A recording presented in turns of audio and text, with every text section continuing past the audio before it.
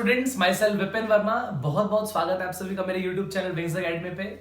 मेरे प्यारे बच्चों, आप लोगों ने लास्ट लेक्चर अगर मिस कर दिया है तो जरूर जाकर के देखिए बच्चे, जिसमें मैंने कैपेसिटर के बारे में आप लोगों से बात की थी। मैंने देखा था कि एक पैरेलल प्लेट कैपेसिटर की कैपेसिटेंस होती है A epsilon naught by D, जिससे मैंने कंक्लूजन आप लोगों को ये बताया था कि C is equal to A epsilon naught by D में C प्रोपोर्शनल टू एरिया, मतलब जितना ज्यादा प्लेट का एरिया होगा कैपेसिटेंस उतनी ज्यादा होगी, बिकॉज चार्ज उतना ज्यादा स्टोर होगा उसमें, है ना।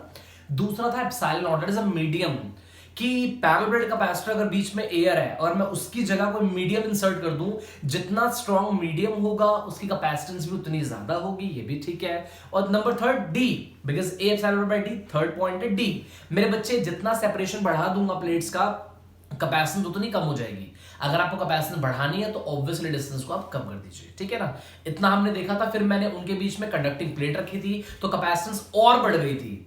अब क्योंकि मैं मैक्सिमम कैपेसिटेंस चाहता हूं तो उसके लिए हम काम कर रहे हैं।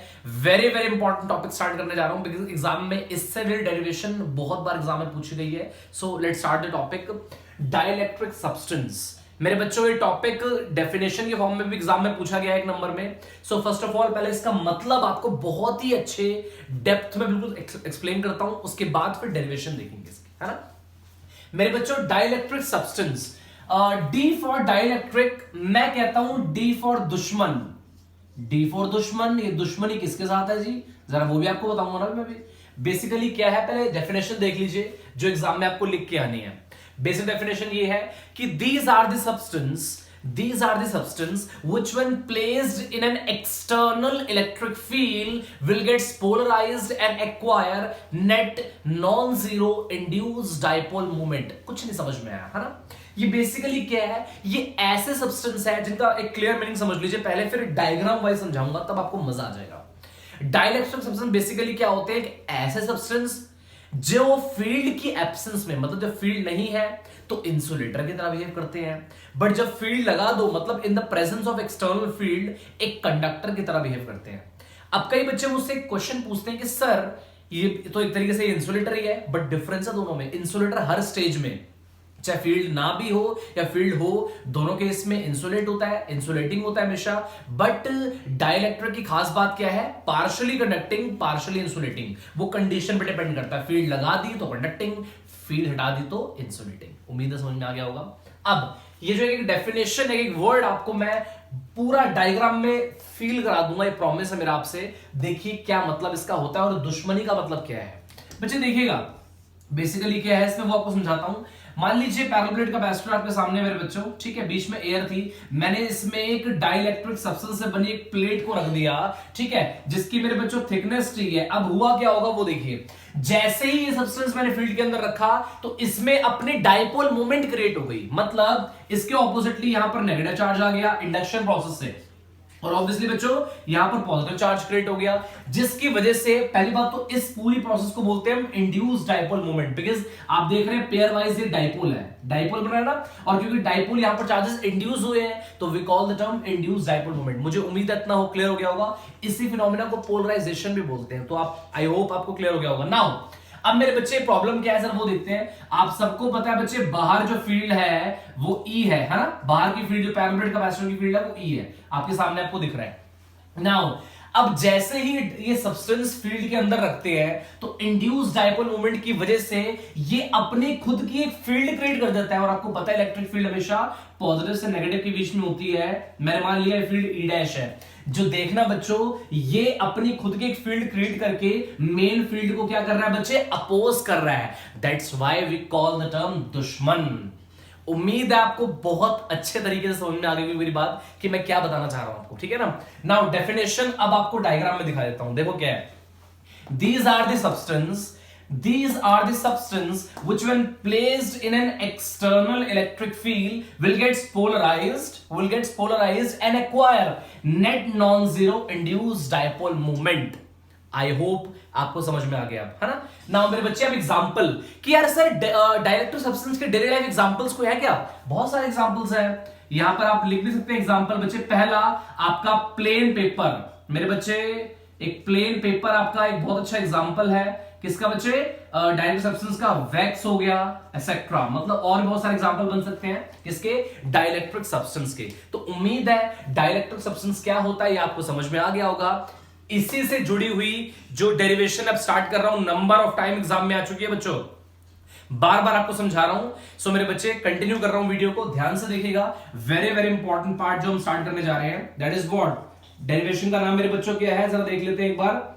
Capacitance of a PPC. PPC stands for parallel capacitance. कब मेरे बच्चों? When a dielectric slab is placed between the plates, is placed between the plates। मेरे बच्चों साथ साथ लो डाउन करते रहना, बिकॉज बीच में मुझे रब करने की जरूरत पड़ सकती है। ओके नाउ अगेन बच्चों, लास्ट लेक्चर में आप देखना मैंने इन डेरिवेशंस की ट्रिक बताई थी, 3 से 4 स्टेप।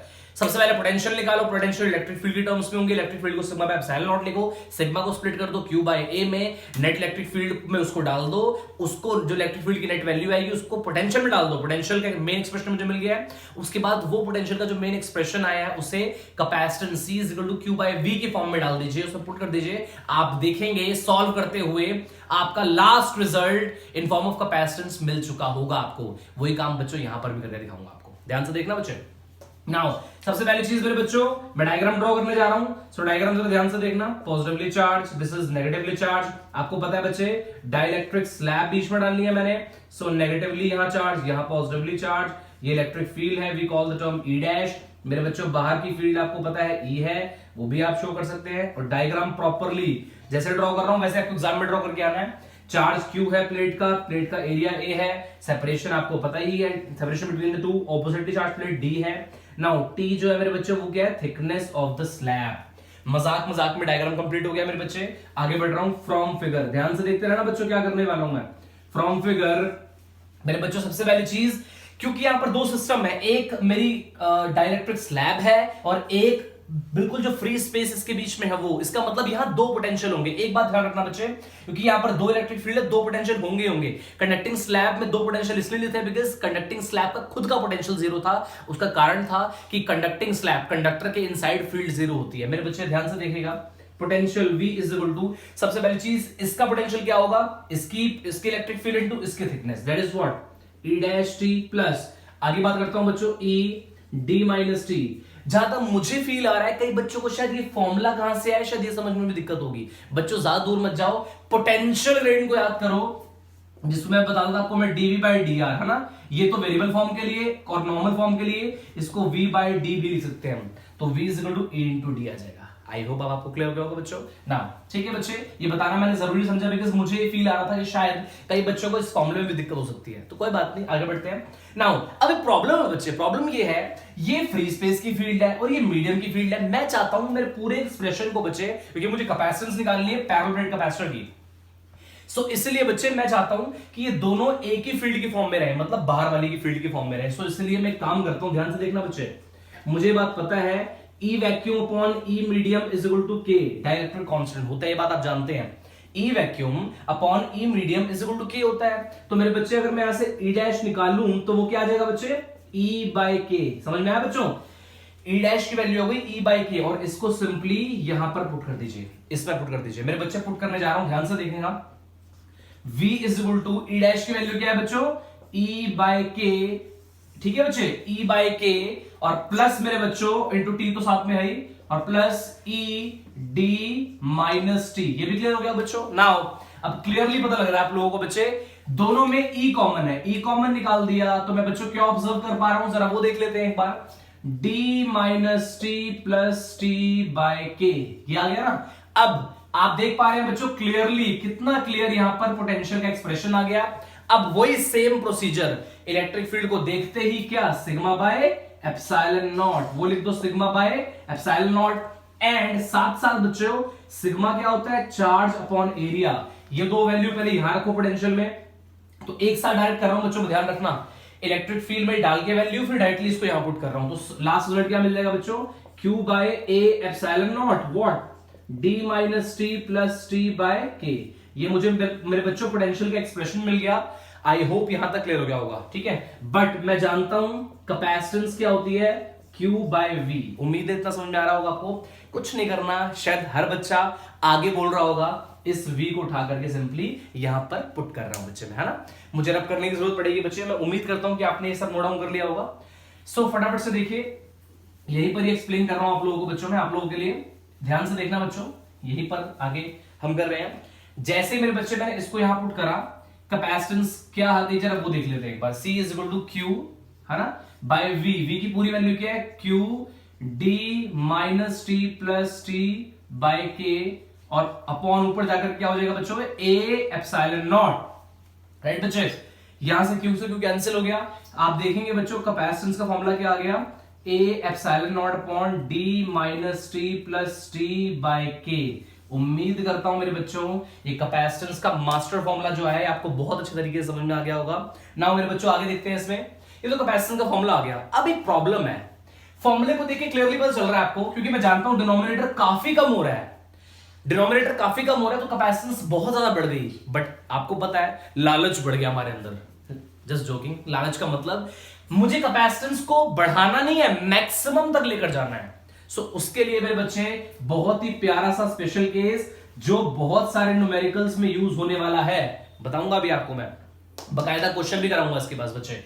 स्पेशल केसेस में ध्यान से देखना, क्या मैं मान के चल रहा हूं कि यार इतने से रीजन में रखने पे, टी रीजन में रखने पर मैंने देखा कैपेसिटेंस काफी बढ़ गई।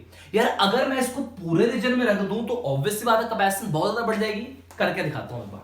मान लीजिए if in all region dielectric slab is placed, then मेरे बच्चों क्या होगा, यार ऑल रीजन प्लेस करने का सीधा मतलब क्या है, डी और टी बराबर हो गए, ये मतलब हुआ ना इसका। दैट इज मेरे बच्चों डी और टी बराबर हो गए। इस कंडीशन को सिंपली यहां पुट करूंगा तो सी डैश, नहीं का वैसे लगेगा तो we call them C dash.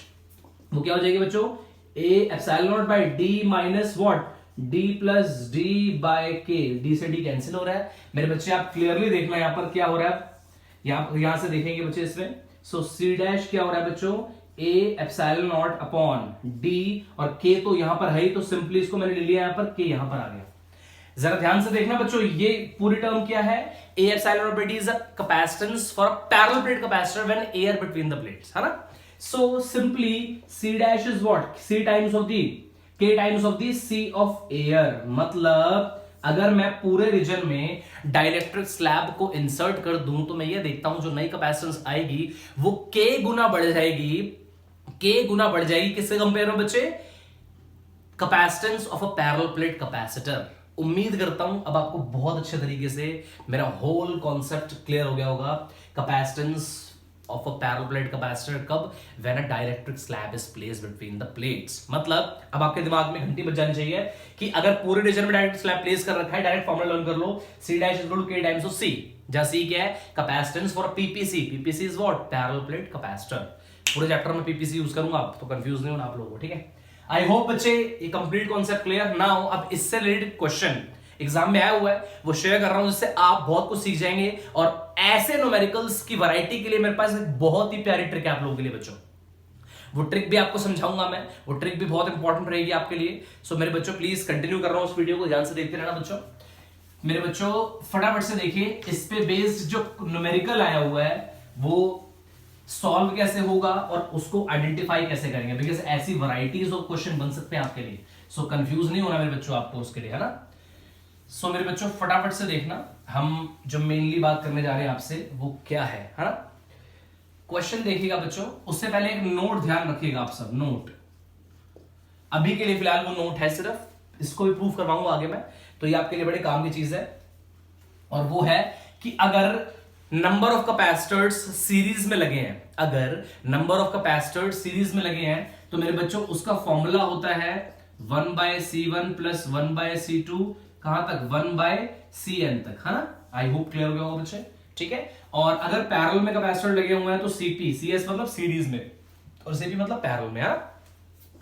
तो सारे कैपेसिटर्स की कैपेसिटेंस आपस में एड अप हो जाएगी नॉर्मली, है ना। ये दो फॉर्मूले पे आपको सिर्फ लर्न करने हैं, और बाकी जब बच्चे इसकी बात आएगी तो पूरा प्रूफ भी कराऊंगा कहां से आए। हम नेक्स्ट लेक्चर में इसको, अगले लेक्चर में इसको अच्छे से देख लेंगे। नाउ मेरे बच्चे जो क्वेश्चन आ रहा है उस क्वेश्चन पे बात कर रहा हूं आप लोगों से। बच्चों क्वेश्चन देखिएगा, क्वेश्चन आपका क्या है, आपको दो अरेंजमेंट गिवन एक साथ, जरा वो मैं ड्रॉ कर रहा हूं बच्चे फटाफट से। एक अरेंजमेंट तो ये है आपका, ठीक है, ये है K1 और ये है K2 और ये एरिया ऑफ द प्लेट जो मैंने बोला है क्वेश्चन में वो A गिवन है ना मेरे बच्चे। ये फिगर 1 है और इसी के साथ बच्चे फिगर 2 भी गिवन है मुझे, जरा ध्यान से देखते रहना बच्चे।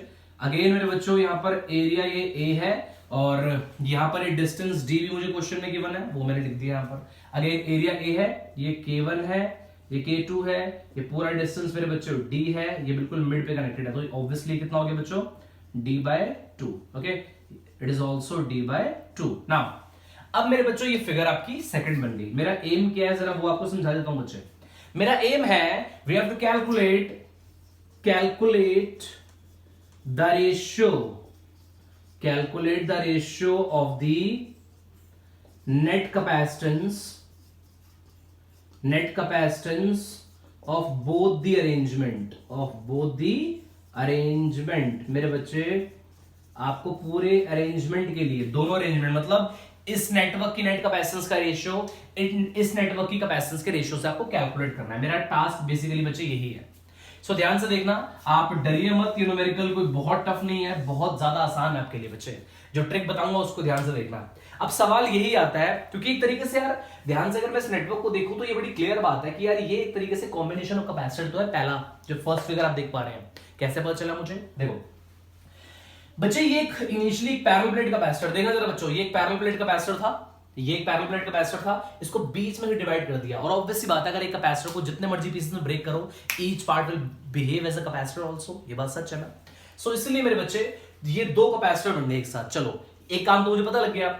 अब ये क्या शो कर रहा है वो आपको बताता हूं बच्चे। जो इतना सेक्शन आप देख रहे हैं ना, इसका मतलब क्या है, ये एक पैरेलल प्लेट कैपेसिटर जिसके पूरे रीजन में डाइलेक्ट्रिक स्लैब प्लेस कर रखी है जिसका डाइलेक्ट्रिक कांस्टेंट K1 है। इसका सीधा मतलब ये है। सो इसका मतलब मैंने मान लिया इसकी कैपेसिटेंस C1 हो गई और इसकी कैपेसिटेंस C2 हो गई।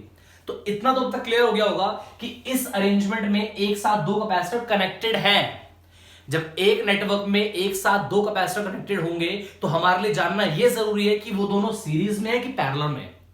मेरे बच्चे यही तो आपको पता लगाना है कि सीरीज और पैरेलल में कैसे हैं। और सेम बच्चे यहां पर भी आप देख रहे हैं, यहां पर भी दो कैपेसिटर हैं। अब ये सीरीज में लगे पैरेलल में, यही मुझे नहीं पता। मेरे बच्चों बेस्ट ट्रिक विपिन सर की विशेष ज्ञान भी यही है, वो याद रखना आप लोग, और बहुत ही इंपॉर्टेंट है और इसे मैक्सिमम टू मैक्सिमम स्टूडेंट तक पहुंचाना, ये आपका काम है बच्चों, ध्यान रखिएगा। वो बात है, याद रखिए बच्चे, जब भी ऐसा कोई नेटवर्क गिवन हो सिर्फ एक चीज चेक करो। वो एक चीज क्या है आपको बताता हूं बच्चे। मैं चेक करो नेटवर्क में अगर एरिया तो डिवाइड नहीं हो रहा, अगर एरिया डिवाइड हो रहा है तो आंख बंद करके पैरेलल में हो।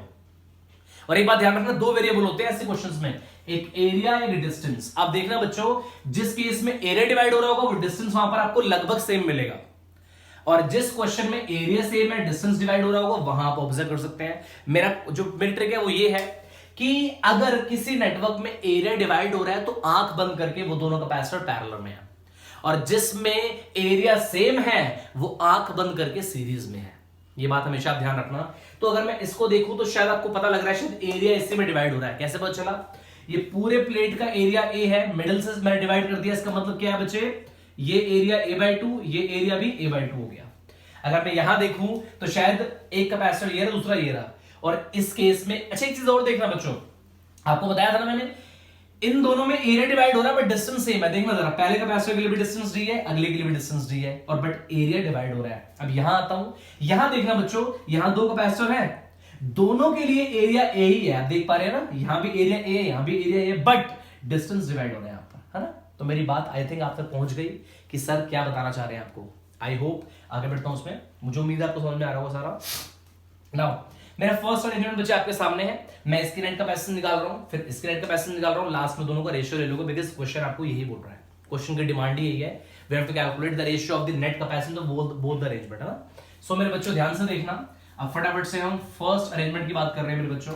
Solution please for first arrangement, है ना बच्चों।